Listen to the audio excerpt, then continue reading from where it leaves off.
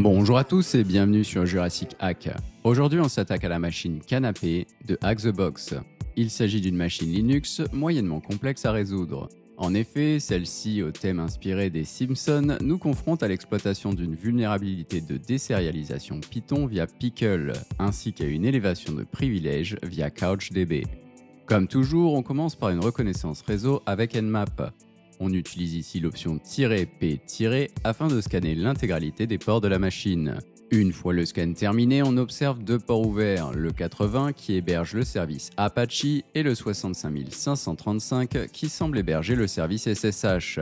Nous allons donc commencer par l'exploration du port 80 et ouvrir notre navigateur afin d'analyser le service web.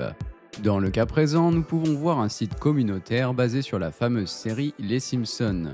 En termes de fonctionnalité, celui-ci semble permettre de visualiser des citations de personnages, ainsi que la possibilité d'en ajouter via le menu Submit Quote.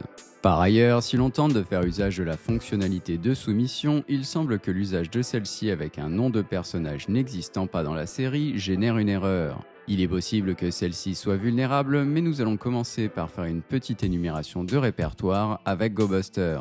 Cependant, lors de l'exécution de celui-ci, le site semble renvoyer un code 200 pour tous les résultats. Nous allons donc essayer de modifier nos arguments afin de pouvoir scanner le site. Malheureusement, même erreur. Nous allons donc une nouvelle fois modifier la taille de notre requête à exclure. Cette fois-ci, GoBuster démarre, mais il s'agit probablement de faux positifs. Nous allons donc utiliser une méthode alternative et tenter de récupérer uniquement les redirections 301. Notez qu'il faut également utiliser l'option "-b avec un paramètre vide car le code 301 se trouve également dans les codes de statut à exclure. Cette fois-ci, nous obtenons enfin un résultat. En effet, on découvre un répertoire Git accessible publiquement. Nous allons donc retourner sur notre navigateur afin d'inspecter son contenu. Ici, en cliquant sur le fichier config, nous pouvons voir qu'un sous-domaine est associé au dépôt Git. Si l'on ajoute celui-ci sur notre machine, il est possible que nous soyons en mesure de cloner le dépôt facilement. Nous allons donc retourner sur notre terminal et ajouter celui-ci à notre fichier host. Une fois l'opération terminée, nous allons pouvoir cloner le dépôt sur notre machine à l'aide de la commande git clone. Une fois le dépôt récupéré, nous allons pouvoir l'analyser. Après avoir ouvert le projet, nous allons inspecter le contenu du fichier init. En effet, celui-ci contient plusieurs informations intéressantes. Premièrement, il s'agit très certainement du code source du site web que nous avons visité précédemment. De plus, nous pouvons voir que celui-ci fait usage d'une base de données CouchDB. Cependant, comme indiqué par notre scan Nmap, celle-ci n'est pas exposée à l'externe. En continuant notre lecture du code, il est possible de voir la liste des noms de personnages pour lesquels nous pouvons soumettre des citations. En effet, nous avons vu plus tôt qu'il n'était pas possible d'utiliser n'importe quel nom. En analysant le code de la route submit, si la soumission respecte les conditions, nous pouvons constater que les paramètres char et quote sont concaténés et stockés dans /temp. Le nom du fichier correspond au HMD5 de la concaténation du nom du personnage et de la citation. Cependant, la chose la plus intéressante est le commentaire faisant référence à la librairie Pickle, apparemment utilisée dans la route tchèque. Pour rappel, Pickle permet de sérialiser et désérialiser des objets Python, c'est-à-dire de convertir des objets Python en un flux de données et inversement. Si l'on regarde le contenu de la route tchèque, nous pouvons déjà voir le problème. Ici, celle-ci prend en paramètre le nom du fichier sauvegardé dans la route submit et vient stocker son contenu dans la variable data. Par la suite, si le contenu de data est sérialisé, cPickleLoads sera utilisé afin de le désérialiser. Sinon, data sera traité comme une chaîne de caractères. Le danger ici est que la fonction loads de cPickle exécute ce qui est contenu dans les données. Donc, si un attaquant fournit une donnée contenant du code malveillant, ce code sera exécuté automatiquement lors de l'appel à la fonction. Aussi, pour ceux qui se demanderaient pourquoi il y a une comparaison avec P1, c'est simplement un marqueur dans le code sérialisé avec Python. Grossièrement, il s'agit d'une optimisation de code. En effet, le système Pickle utilise ce que l'on appelle une table de mémoisation interne pour optimiser la réutilisation des objets ou la récursivité. P1 veut simplement dire stocke cet objet dans la table de mémoisation sous l'identifiant 1. Bref, c'est un peu compliqué et ce n'est pas le sujet. Revenons à nos moutons. En effet, nous avons tout ce qu'il nous faut pour exploiter le site web. Pour ce faire, nous allons créer un nouveau fichier Python contenant les dépendances nécessaires à la soumission d'une citation ainsi qu'à la sérialisation d'un objet Python. Par la suite, nous allons créer une classe contenant la méthode reduce qui va retourner la fonction system avec un reverse shell. Notez que nous avons également ajouté Homer dans le payload afin de passer le whitelisting. Pour votre information, la méthode reduce définit comment l'objet va être converti en format sérialisé. Ici, on indique à Pickle d'appeler la fonction system avec en paramètre notre reverse shell. Ensuite, nous allons utiliser la méthode dumps de cpickle afin de sérialiser notre objet Python. Notez également que cet objet sera séparé dans deux variables, le nom dans caractère et le payload dans quote. Nous allons également générer le nom du fichier afin que l'on puisse l'appeler via la route check par la suite. Enfin, nous terminons par deux requêtes HTTP POST, la première pour soumettre notre charge utile et la seconde pour l'exécuter. Il ne nous reste plus qu'à sauvegarder notre preuve de concept et à démarrer un listener sur notre machine. Chose importante ici, il faut utiliser Python 2 pour l'exécution de notre code. Si tout se déroule correctement, nous devrions obtenir un shell sur la machine.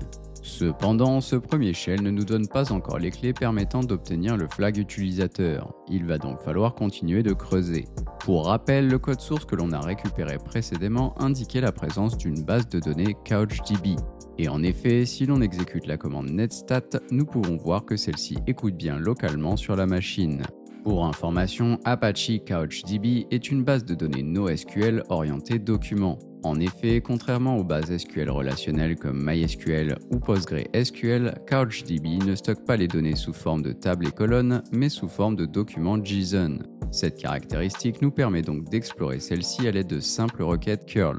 Nous allons donc commencer par lister toutes les bases de données présentes sur le serveur. Notez que les bases de données commençant par underscore sont internes. Nous allons donc nous intéresser à la base de données passwords. Malheureusement pour nous, si l'on tente d'accéder au contenu de passwords, un message d'erreur nous indique que nous n'avons pas les privilèges nécessaires. Pas de panique, nous allons tenter d'obtenir la version du service CouchDB afin de voir s'il existe des vulnérabilités sur celle-ci. Pour ce faire, nous allons exécuter la commande ps afin de révéler les éventuels chemins d'exécution. Dans le cas présent, nous avons affaire à la version 2.0.0. Nous allons donc ouvrir un nouveau terminal et exécuter la commande searchsploit suivie de CouchDB. Ici, le troisième résultat est intéressant. Il s'agit d'une escalade de privilèges distante. Le fait que celle-ci soit locale ou distante importe peu. En effet, nous avons déjà un shell sur la machine. Nous allons donc ouvrir la preuve de concept afin de voir s'il est possible de s'en servir pour obtenir un accès à la base de données passwords.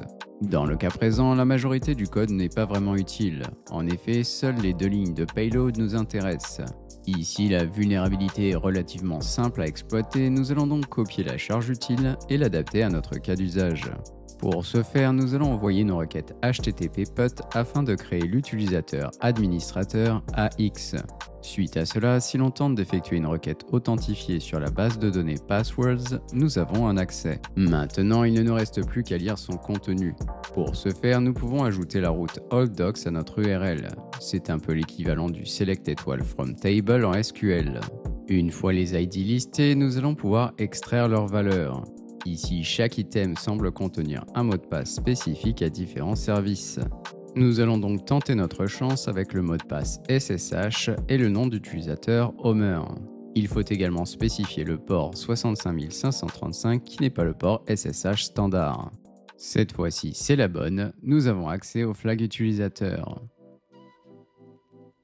Pour ce qui est de l'escalade de privilèges, c'est plutôt simple. En effet, l'utilisateur est en mesure d'exécuter la commande pip install en tant que root.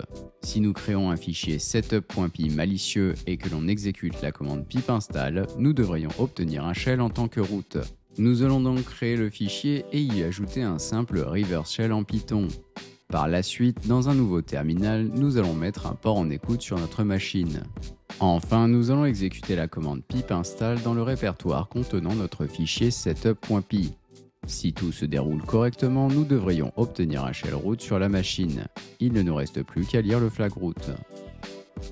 C'est tout pour aujourd'hui, j'espère que vous avez apprécié cet épisode. Si la vidéo vous a plu, n'hésitez pas à laisser un commentaire, à vous abonner à la chaîne et bien évidemment le meilleur cadeau que vous puissiez faire, c'est de partager et d'en parler autour de vous.